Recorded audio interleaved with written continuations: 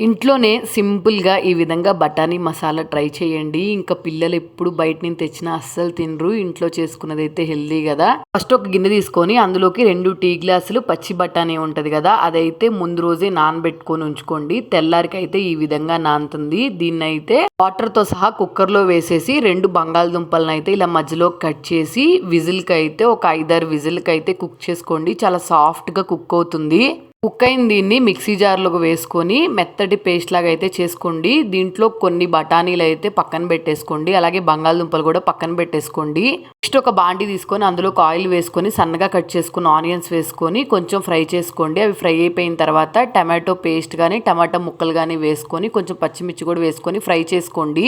ఇవి 2 ఫ్రై అయిపోయిన తర్వాత కొంచెం అల్లం వెల్లుల్లి పేస్ట్ వేసుకొని పచ్చివాసన పోయేంత వరకు ఫ్రై చేసుకోండి. ఇవి ఫ్రై అయిపోయిన తర్వాత అయితే ఉప్పు, కారం, గరం మసాలా, చాట్ మసాలా అయితే వేసుకోండి.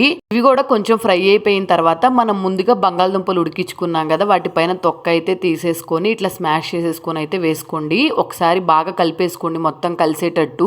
బంగాళదుంప దీంట్లో బాగా కలిసిపోయిన తర్వాత మనం ముందుగా బఠానీని అయితే పేస్ట్ చేసుకున్నాం కదా, ఆ పేస్ట్ అంతా ఇందులోకి వేసేసుకొని కొంచెం వాటర్ కూడా వేసుకొని ఒకసారి బాగా కలుపుకోండి.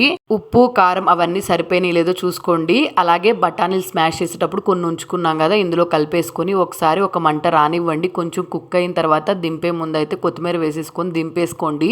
టేస్ట్ అయితే అచ్చం బయటగా ఉన్నట్టే వచ్చింది. కన్ఫామ్గా ట్రై చేయండి, మీకు నచ్చుతుంది. పానీపూరిలోకి తింటుంటే అయితే టేస్ట్ ఇంకా చెప్పాల్సిన అవసరం లేదు. పిల్లలకైతే చాలా బాగా నచ్చింది. కన్ఫామ్గా ట్రై చేయండి. నచ్చితే మాత్రం సబ్స్క్రైబ్ చేసుకోండి.